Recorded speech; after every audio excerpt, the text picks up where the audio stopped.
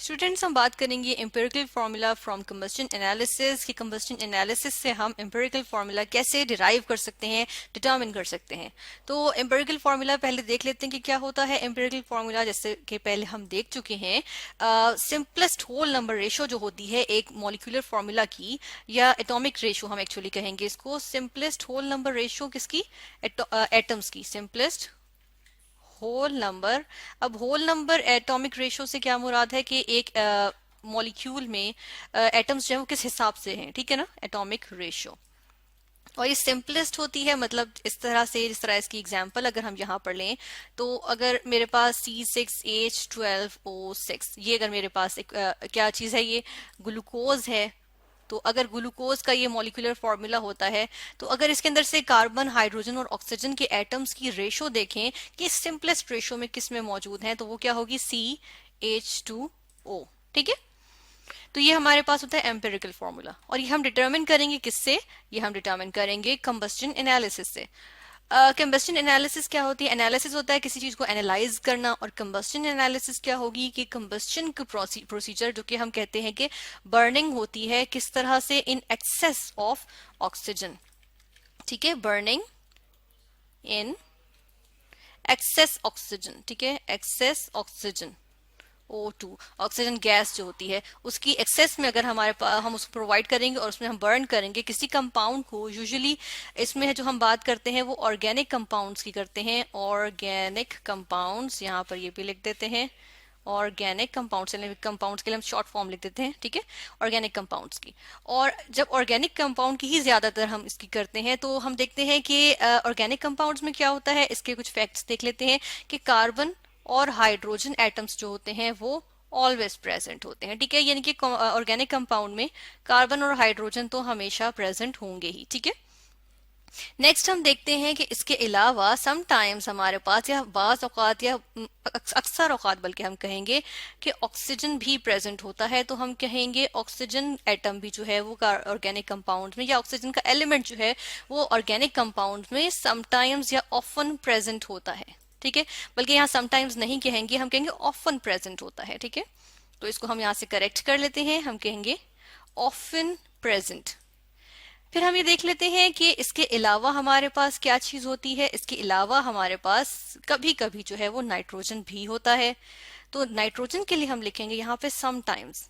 ठीक है, यानी कि बाज औकात नाइट्रोजन का एलिमेंट भी हमारे पास प्रेजेंट होता है, किसमें, ऑर्गेनिक कंपाउंड में। ठीक है, तो होता यह है कि जब हम ऑर्गेनिक कंपाउंड की कंबस्शन करते हैं तो इसमें हमारे पास क्या प्रोसीजर हो रहा होता है, ये हम देख लेते हैं। यहाँ पर एक्चुअली होता क्या है, जो केमिकल इक्वेशन होती है वो कुछ इस तरह से होती है कि फर्स्ट करिए मेरे पास ऑर्गेनिक कंपाउंड है, इसके लिए हम OC लिख रहे हैं। इसको क्या किया, इसको मैंने किया ऑक्सीजन की प्रेजेंस में, या एक्सेस ऑक्सीजन की प्रेजेंस में बर्न किया। ठीक है, बर्न करने के लिए यहाँ पे हम डेल्टा का साइन, या हम यहाँ पर जो है हीट के, ये हीट के लिए साइन होता है, ट्राइंगल है, या डेल्टा इसको कहेंगे। ठीक है, तो हमारे पास क्या आ जाता है, क्योंकि कार्बन और हाइड्रोजन ऑलवेज प्रेजेंट ना, तो होता यह है कि कार्बन की वजह से कार्बन डाइऑक्साइड गैस बन जाती है, और हाइड्रोजन की प्रेजेंस की वजह से वाटर बन जाता है।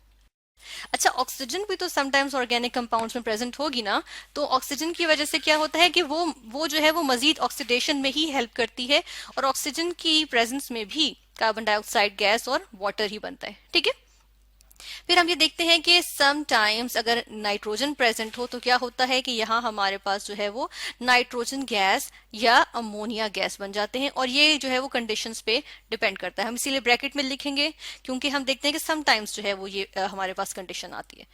ठीक है ना, तो फिर इसके बाद क्या होता है, इसके बाद हम जो है वो प्रोसीजर देखेंगे कि एक्चुअली कंबस्शन एनालिसिस क्या होती है। अच्छा, कंबस्शन एनालिसिस से जो है वो हमें क्या एनालाइज होगा, वो एलिमेंट्स एनालाइज होंगे, यानी कार्बन, हाइड्रोजन, ऑक्सीजन, ये एनालाइज होते हैं। तो इसलिए हम इसको एक और नाम भी देते हैं कंबस्शन एनालिसिस को, हम कहते हैं एलिमेंटल एनालिसिस। ठीक है, एलिमेंटल एनालिसिस, ठीक है, यानी कि एलिमेंट्स को एनालाइज कर रहे हैं कि एक कंपाउंड में कौन कौन से एलिमेंट्स हैं। अब ऐसे करते हैं कि हम यहाँ पर जो है वो इसका सेटअप ले आते हैं, जिससे हमें पता चलेगा कि हम जो है वो कंबस्शन एनालिसिस किस तरह करते हैं।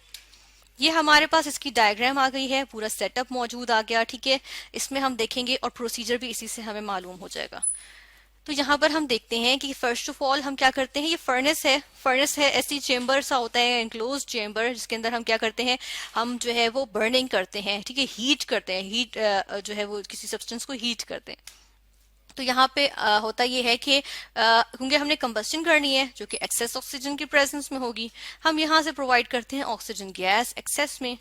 और इस फर्नेस के अंदर हमने ये जो छोटा सा हीप सा है ना, थोड़ी ढेर सा लगाया हुआ है, किस चीज का लगाया हुआ है, ये हमारे पास सैंपल है जिसको हमने बर्न करना है या कंबस्शन जिसकी करनी है। फिर उसके बाद होता क्या है कि हमने कहा जी कार्बन डाइऑक्साइड गैस और वाटर प्रोड्यूस होगा। अब वाटर भी यहाँ पे क्या होता है, वेपर्स की फॉर्म में होता है, यहाँ पे हमने लिख दिया सर गैशियस, और कार्बन डाइऑक्साइड भी गैशियस फॉर्म है। तो होता यह है कि अब कार्बन डाइऑक्साइड गैस और वाटर में तब्दील हो चुका। नाइट्रोजन को हम यहाँ पर जो है वो डिस्कस नहीं करेंगे यहाँ पर, इसलिए क्योंकि इसका थोड़ा सा जो है वो डिफरेंट प्रोसीजर आ जाता है और ये बियॉन्ड स्कोप हो जाएगा, ठीक है। तो इसलिए हम जो है वो इसको यहाँ पे सिर्फ ऑक्सीजन, कार्बन और हाइड्रोजन की बात करेंगे।